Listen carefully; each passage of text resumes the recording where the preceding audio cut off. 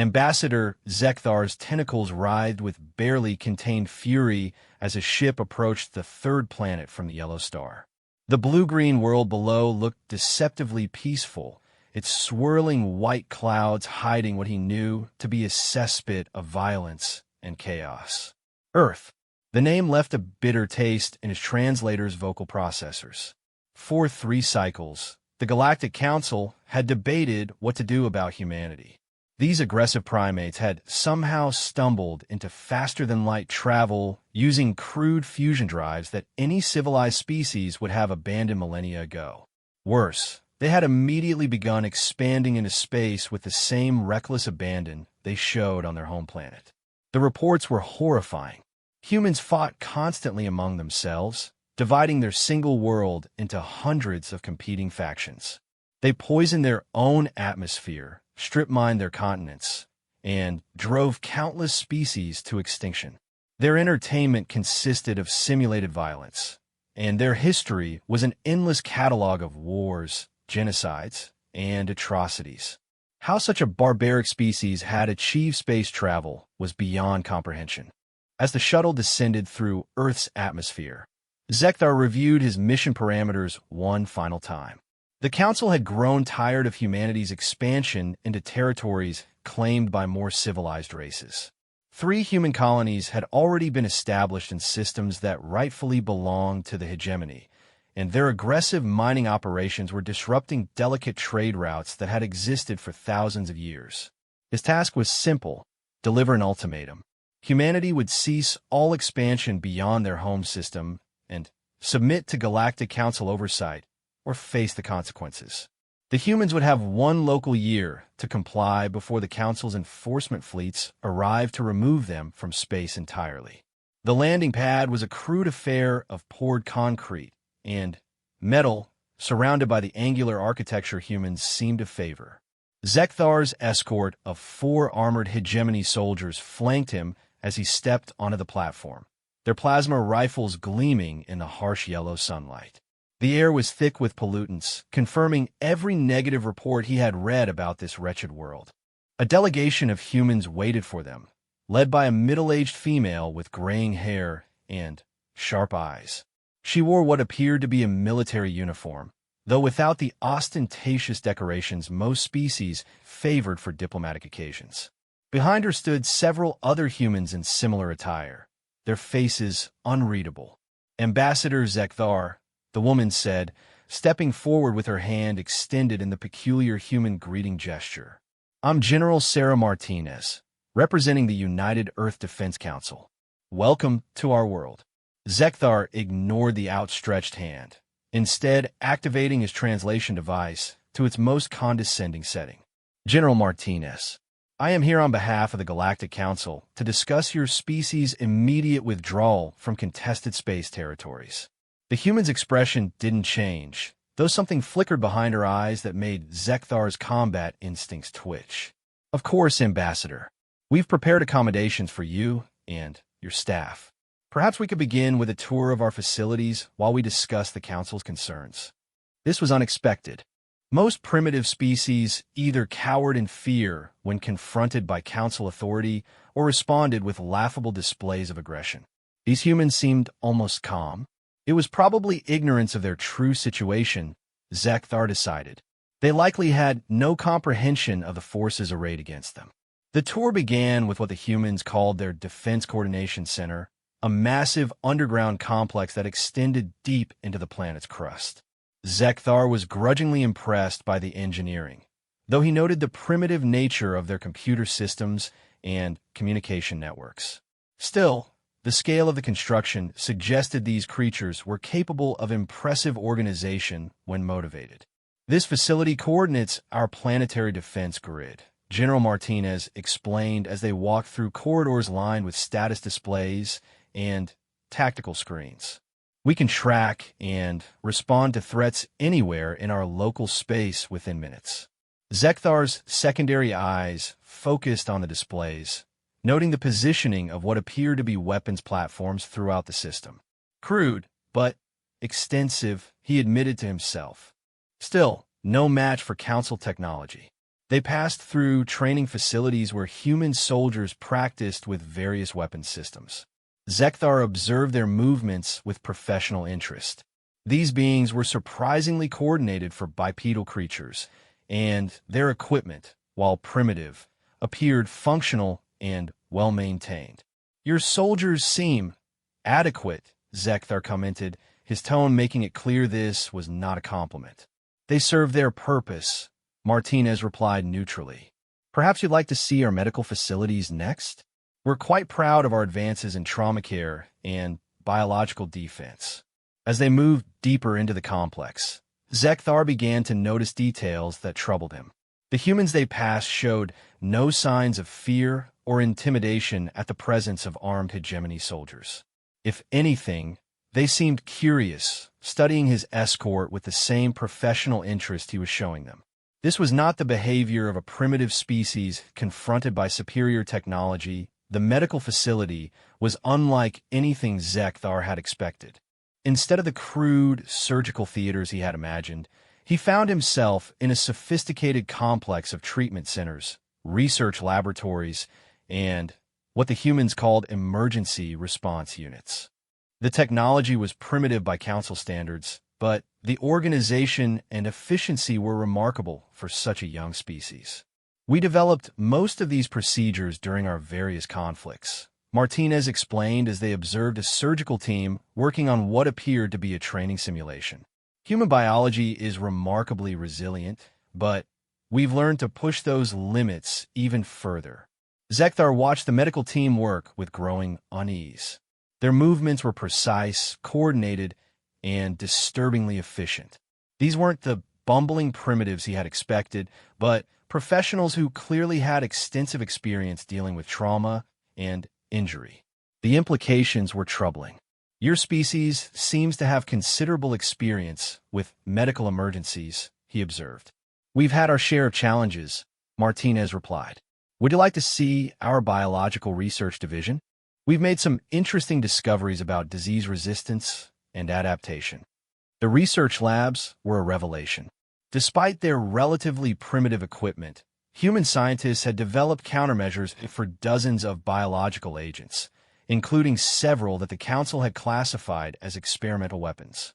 When Zekthar inquired about this, Martinez's response was matter-of-fact. "We've always had to deal with biological threats. Plagues, toxins, engineered pathogens. Our history taught us to be prepared for anything that might affect our survival." The ambassador's discomfort grew as the tour continued. The humans weren't just showing him military installations and medical facilities. They were demonstrating capabilities that suggested a species far more dangerous than the Council had estimated. Every system, every procedure, every piece of equipment spoke to a civilization that had been forged in constant conflict and had learned to survive against impossible odds. In the engineering sections, Zekthar observed humans working on designs that made his technical advisors whisper among themselves in concerned tones. The fusion drives that powered human ships were crude, yes, but they were also remarkably robust and could be manufactured quickly with minimal resources. Their weapons systems followed the same philosophy: simple, reliable, and deadly effective. "Our engineers believe in practical solutions," Martinez noted as they watched technicians assembling what appeared to be a ship-mounted cannon. "We prefer equipment that works in adverse conditions over elegant designs that fail when you need them most." The philosophy extended to everything they showed him. Human spacesuits were bulky, but could operate in environments that would destroy more sophisticated equipment. Their life support systems were redundant to an almost paranoid degree. Their communications networks could function even when large portions were destroyed or compromised. "You seem to plan for failure rather extensively," Zekthar commented. "We plan for survival," Martinez corrected. "In our experience, elegant solutions tend to break when the situation gets desperate. Simple, robust systems keep working when everything else fails." As the day wore on, Zekthar found himself increasingly troubled by what he was seeing. The briefings had painted humanity as a chaotic, self-destructive species barely capable of maintaining civilization. Instead, he was observing a culture that had been shaped by adversity into something far more formidable than anyone had imagined. The humans weren't warlike because they were primitive. They were warlike because they had learned, over thousands of years, that survival required constant vigilance and the willingness to fight for everything they achieved. Their conflicts hadn't weakened them. They had forged them into something harder and more dangerous than the peaceful species of the Council could comprehend. During the evening meal, Zekthar attempted to steer the conversation toward the ultimatum he had come to deliver. The Galactic Council has concerns about human expansion into claimed territories, he began carefully.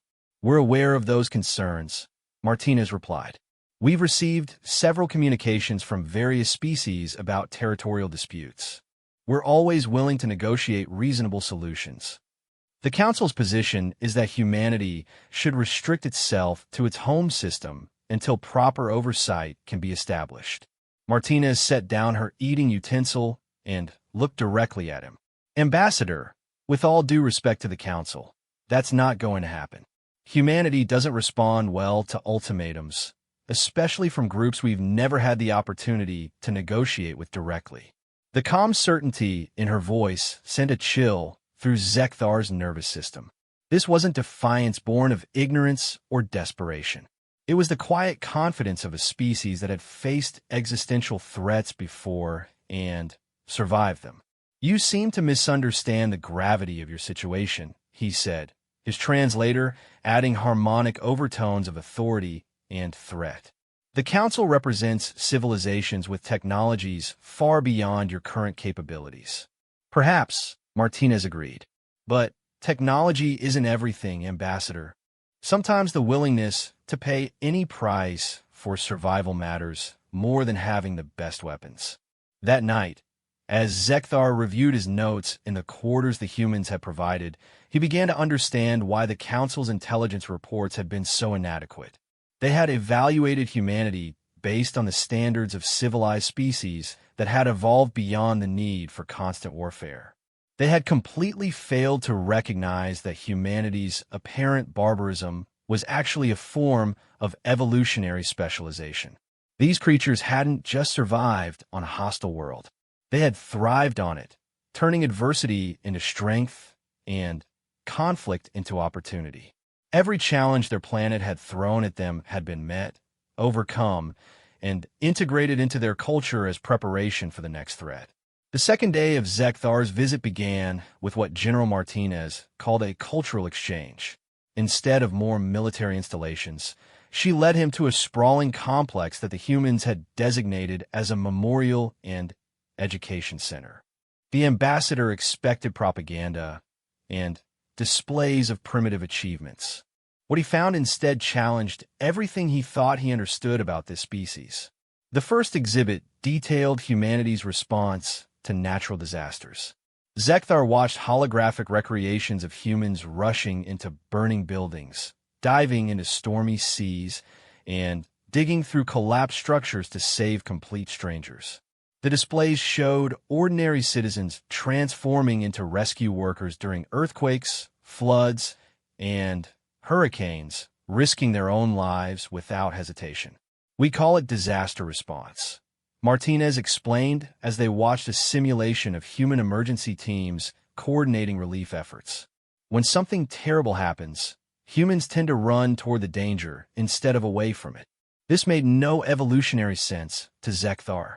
Self-preservation was the most basic survival instinct, yet these creatures routinely violated it to help others. The statistical data was overwhelming. Millions of documented cases of humans sacrificing their safety, their resources, even their lives for people they had never met. The next section focused on human scientific achievements, but not in the way the ambassador expected. Instead of boasting about their technological prowess, the displays showed how humans had repeatedly overcome seemingly impossible challenges through determination and ingenuity. The story of their space program particularly caught his attention. We went from our first powered flight to landing on our moon in less than 70 years, Martinez noted as they watched footage of primitive rockets launching into space. Most of our early attempts failed. We lost equipment, we lost people, but we kept trying. Zekthar studied the progression of human spacecraft designs. Each failure had been analyzed, improved upon, and incorporated into the next attempt. There was no shame in the failures, no attempt to hide the disasters. Instead, humans seemed to treat each setback as valuable data for the next attempt. Your species appears to have an unusual relationship with failure, he observed. Failure teaches us things that success never can, Martinez replied. We have a saying, what doesn't kill you makes you stronger. We found it to be literally true. The medical section of the memorial provided disturbing evidence of this philosophy in action. Humans had deliberately exposed themselves to diseases to develop immunity. They had tested dangerous procedures on themselves when no other options existed. They had pushed their bodies to extremes that would kill most other species, not out of cruelty, but out of a desperate need to understand the limits of their own biology. But it was the historical section that truly shook Zekthar's understanding of humanity. Instead of glorifying their wars, the displays showed the aftermath. Cities rebuilt from rubble, societies reformed after collapse, entire populations recovering from genocide and devastation. The pattern was always the same. Catastrophic destruction followed by an almost miraculous resurgence. We've never had the luxury of a peaceful world, Martinez said quietly as they stood before a display showing the reconstruction of cities after various wars. Every generation has faced some form of existential threat. We've learned that survival isn't just about military strength. It's about the ability to rebuild, to adapt, and to never give up hope. Zekthar found himself studying images of human children playing in rubble while their parents worked to rebuild their homes. These weren't scenes of despair, but of incredible resilience. Humans didn't just survive catastrophes. They used them as opportunities to build something better than what had been destroyed. The cultural exhibits that followed were equally revealing. Human art, music, and literature all reflected their relationship with adversity.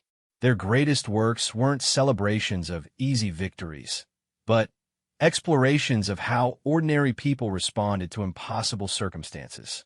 Their heroes weren't invincible warriors, but individuals who found ways to keep going when everything seemed hopeless.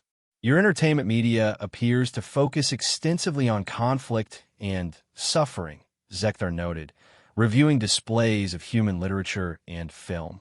We tell stories about overcoming challenges because that's what defines us as a species, Martinez explained. We're drawn to narratives about people who refuse to quit, who find ways to survive, and protect others no matter what the cost. As the day progressed, Zekthar began to recognize a pattern that his briefings had completely missed. Humanity's apparent violence and aggression weren't signs of a primitive species. They were the characteristics of a civilization that had been forced to develop strategies for survival that other species had never needed. The Council's member races had evolved on worlds that were, by galactic standards, remarkably stable and peaceful. They had developed technology, art, and philosophy during long periods of prosperity and safety. Their conflicts had been limited, their challenges manageable, their solutions elegant and efficient. Humanity had evolved under completely different conditions. Their world had challenged them with ice ages, volcanic eruptions, disease pandemics, and resource scarcity. They had been forced to develop not just technology, but cultures and philosophies based on the assumption that disaster was always possible and survival was never guaranteed. The afternoon session focused on human cooperation and organization. Zekthar watched documentation of massive international projects, space stations built by former enemies working together, disease eradication efforts spanning multiple continents, disaster response operations that mobilized resources from across their entire world. When we face a threat to our species, political differences become irrelevant, Martinez explained as they reviewed footage of the international response to various global crises. We can fight among ourselves over resources and territory, but when something threatens humanity as a whole, we become something different. The transformation was remarkable to observe. Humans who had been engaged in bitter conflicts would suddenly coordinate their efforts with extraordinary efficiency when faced with a common threat. Their capacity for rapid organization and resource mobilization was unlike anything in the Council's records. Your species seems capable of remarkable unity when motivated, Zekthar observed. We're tribal by nature, Martinez acknowledged. But our definition of tribe can expand very quickly when necessary.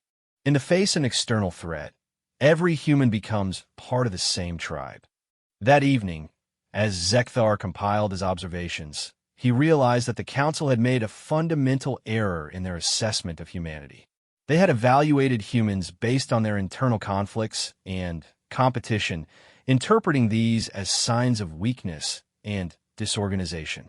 They had failed to recognize that these same characteristics were exactly what made humanity so formidable when faced with external threats. The human capacity for violence wasn't a bug in their psychology. It was a feature that had been refined over millions of years of survival challenges. Their willingness to sacrifice for others wasn't altruism. It was an evolved strategy that allowed their groups to survive when individual survival was impossible. The third day brought Zekthar face-to-face with humanity's greatest achievement, their space colonies. General Martinez had arranged for a virtual tour of the 3 disputed settlements that had prompted the Council's ultimatum. What he saw forced him to completely reconsider everything he thought he knew about human expansion into space. The first colony, established on a world the hegemony had claimed but never developed, was not the crude outpost he had expected. Instead, sophisticated settlements dotted the planet's surface, each one a marvel of adaptation and engineering. The humans hadn't simply imposed their technology on an alien environment. They had studied the world's unique characteristics and designed their installations to work with the local ecosystem rather than against it. We learned early that fighting a planet's natural systems is a losing strategy, Martinez explained as they watched colonists working alongside indigenous plant and animal life. It's much more efficient to understand how a world works and find ways to fit ourselves into its existing patterns. The colonists weren't exploiting the world's resources with the reckless abandon the Council had reported. Instead, they had developed sustainable harvesting methods that actually improved the planet's ecological stability. Mining operations were designed to restore landscapes rather than destroy them. Agricultural zones enhanced soil quality while providing food for the growing population. Your people seem to have learned from the mistakes made on Earth, Zekthar observed. We've learned from every mistake we've ever made, Martinez replied. That's what makes us adaptable. Each world we settle benefits from everything we've discovered on every previous world. The second colony was even more impressive. Established on a world that experienced extreme temperature fluctuations, the human settlements had been built underground using geothermal energy systems that the original claimants had never considered. The colonists had turned the planet's hostile environment into an advantage, using its natural energy cycles to power manufacturing operations that were now supplying other human settlements throughout the region. But it was the third colony that truly demonstrated the scope of human ambition. Built on a world that most species considered completely uninhabitable, the settlement existed in the vacuum of space itself, constructed within and around the planet's moon system. The engineering required was staggering, but the humans had accomplished it using the same philosophy they applied to everything else: robust, redundant systems designed to function even under the worst possible conditions. The hegemony classified this system as worthless, Zekthar noted, reviewing the original survey data. How did you find resources here? We didn't find resources, Martinez corrected. We created them. Everything needed to sustain life here is manufactured from raw materials harvested from the asteroid belt. We're not just mining, we're building entire ecosystems from scratch. The tour of the space-based colony revealed something that shook Zekthar to his core. Humans had developed closed-loop life support systems that could theoretically sustain their populations indefinitely without any external resources.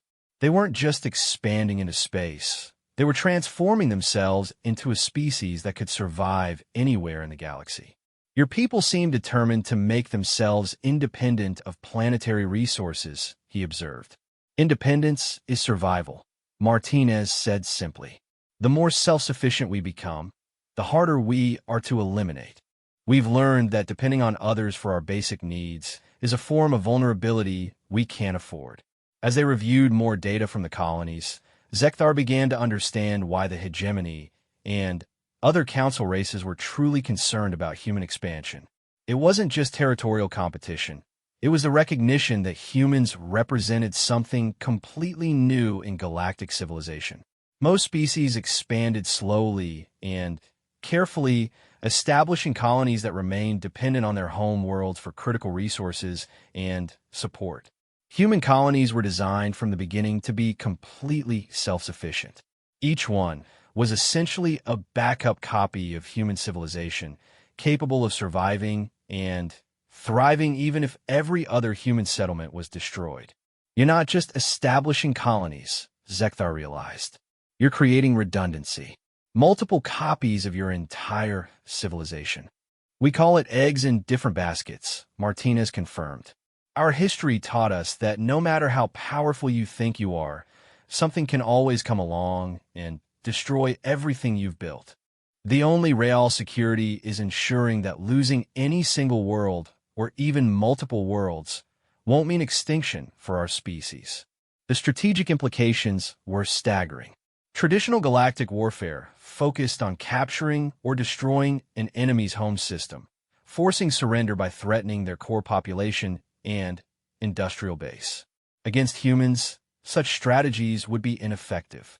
Every human colony was designed to function independently, meaning that destroying their home system would only eliminate a fraction of their total capability.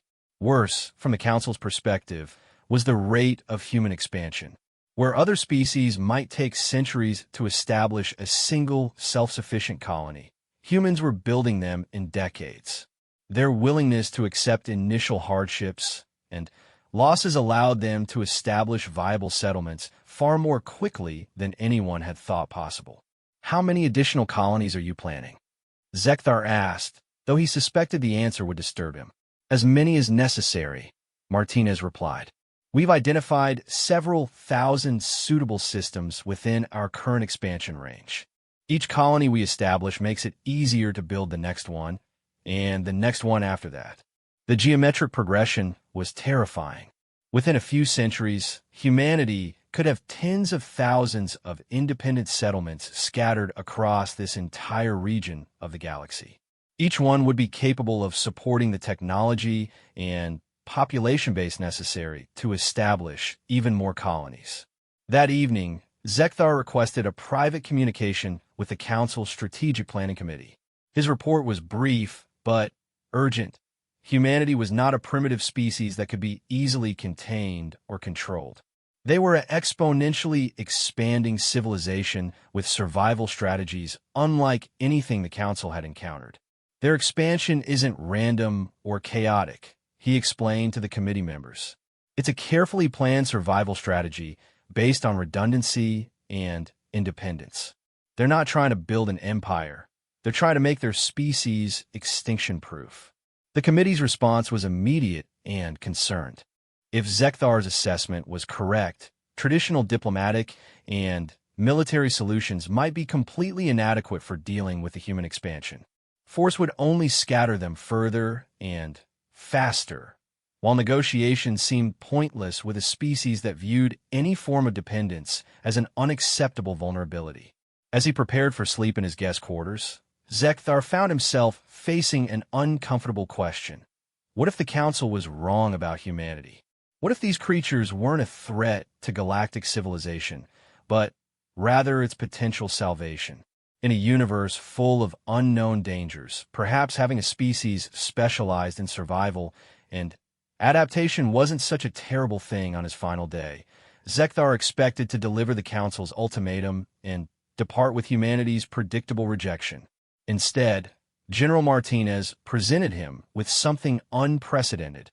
humanity's formal application to join the Galactic Council as a full member species. We've been monitoring Council communications for several years, Martinez explained as they reviewed the comprehensive document. We understand your concerns about our expansion, and we believe the best solution is direct participation in galactic governance rather than continued isolation. The application was extraordinary in its thoroughness. Humans had not only studied Council law and protocol, but had prepared detailed proposals for addressing every major concern raised about their species. Their solutions weren't the typical promises of compliance that most applicant species offered. Instead, they were practical contributions that could benefit the entire Council. You're offering to share your survival technologies with all Council members? Zekthar asked, reviewing sections on disaster response, resource management, and settlement techniques. Knowledge shared is knowledge preserved, Martinez replied. Our survival strategies only become more effective when more people understand and can implement them. Besides, a stronger Council means a more stable galaxy, which serves everyone's interests.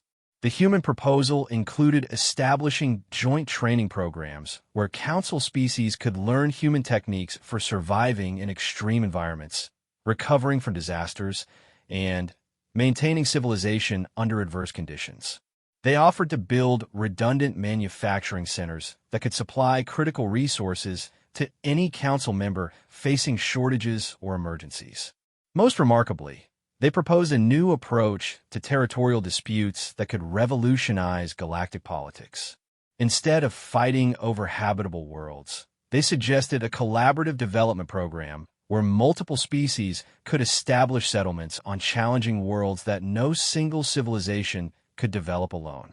You want to share planets rather than claim them exclusively? Zekthar struggled to understand the concept. Most worlds and disputed territories are difficult to develop for good reasons, Martinez explained. But what's impossible for one species might be manageable for 2 or 3 working together. We could provide engineering and adaptation expertise while other species contribute their own specialties. The strategic brilliance of the proposal was undeniable.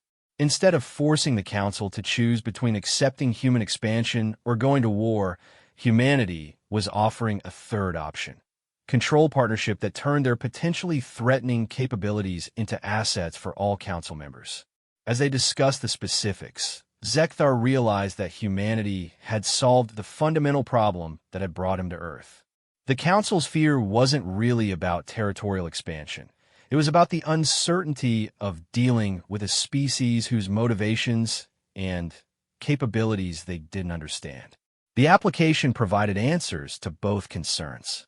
Your species seems to have given this considerable thought, he observed. We've been preparing for this conversation since we first detected Council communications, Martinez admitted. We know our expansion makes other species nervous.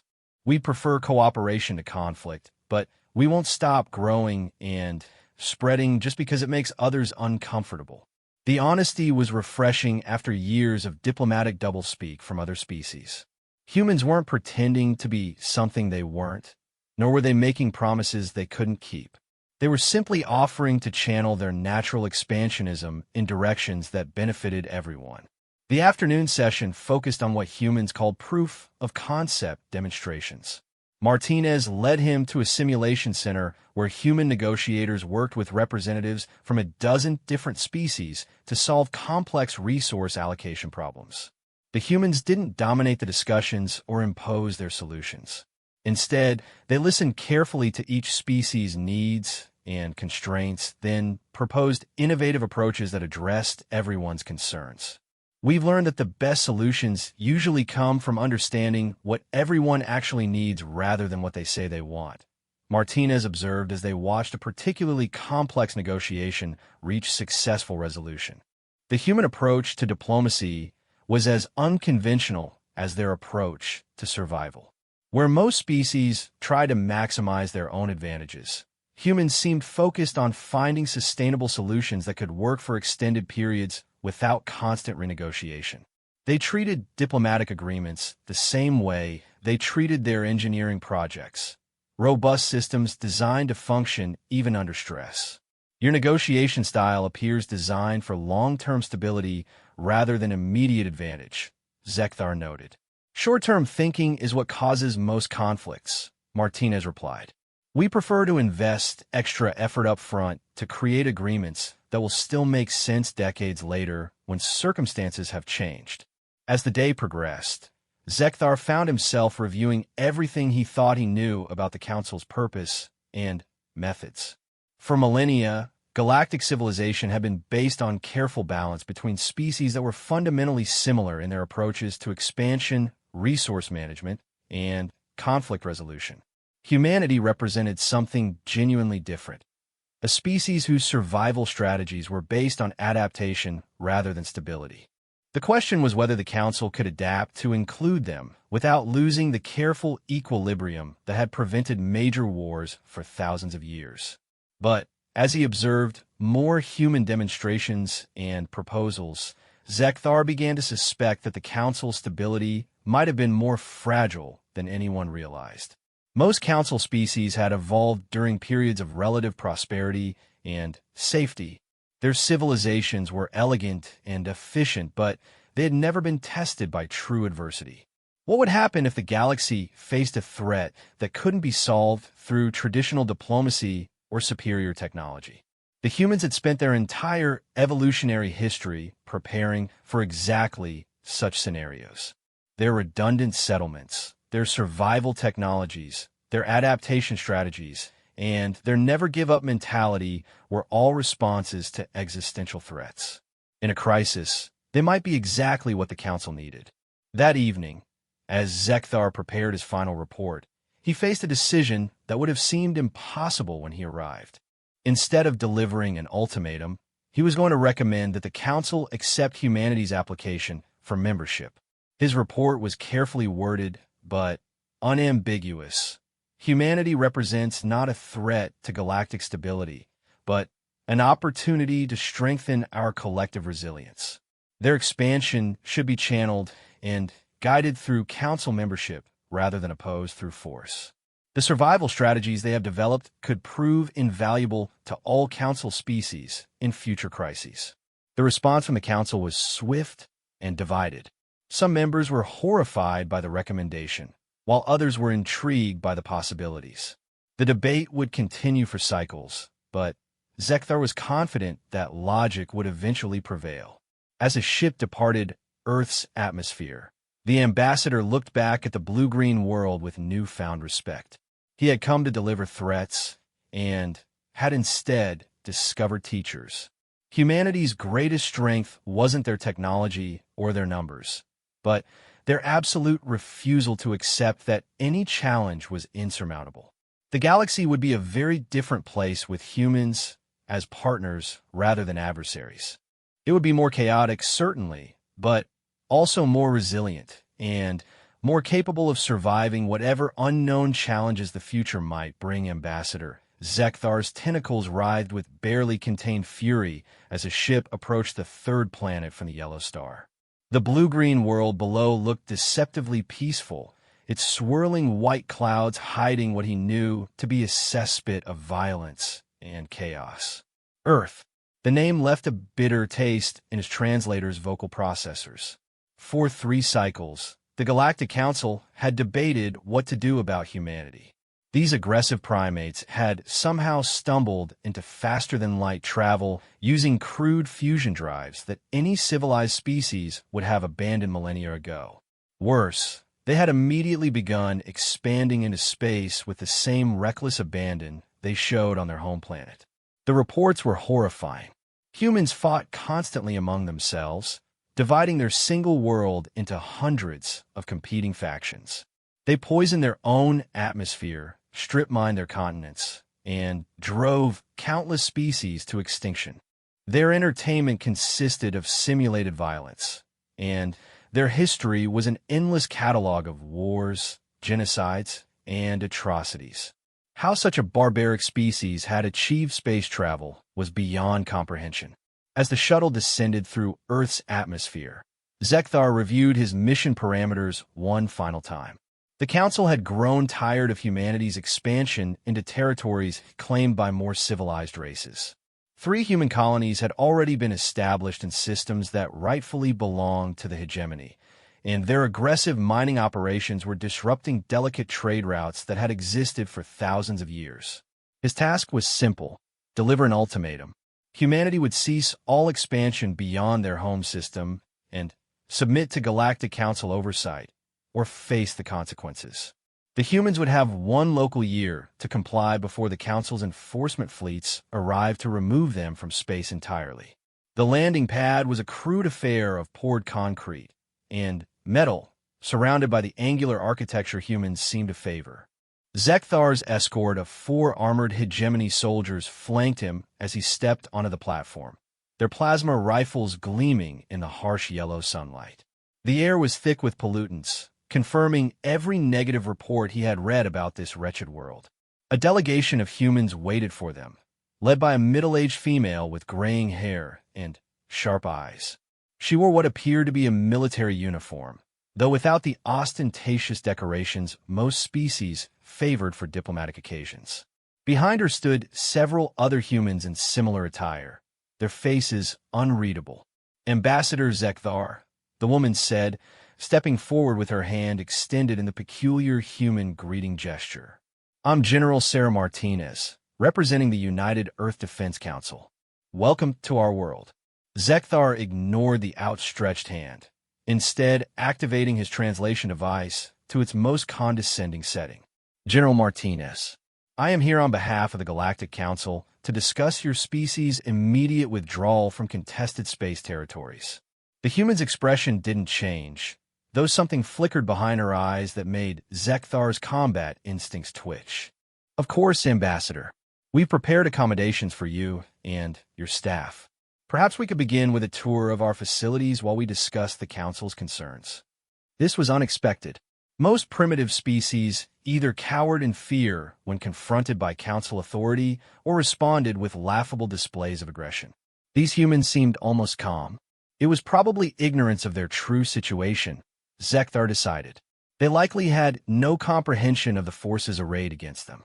The tour began with what the humans called their Defense Coordination Center, a massive underground complex that extended deep into the planet's crust.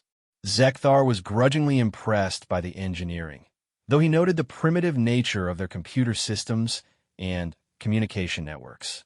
Still, the scale of the construction suggested these creatures were capable of impressive organization when motivated. "This facility coordinates our planetary defense grid," General Martinez explained as they walked through corridors lined with status displays and tactical screens. "We can track and respond to threats anywhere in our local space within minutes."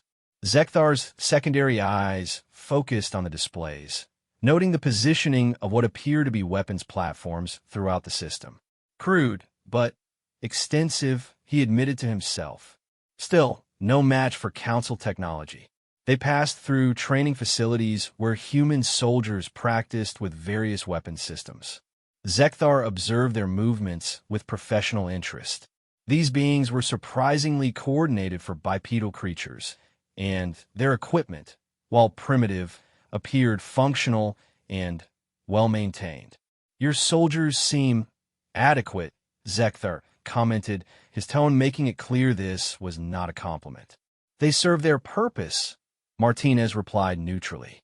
"Perhaps you'd like to see our medical facilities next? We're quite proud of our advances in trauma care and biological defense." As they moved deeper into the complex, Zekthar began to notice details that troubled him. The humans they passed showed no signs of fear or intimidation at the presence of armed hegemony soldiers. If anything, they seemed curious, studying his escort with the same professional interest he was showing them. This was not the behavior of a primitive species confronted by superior technology.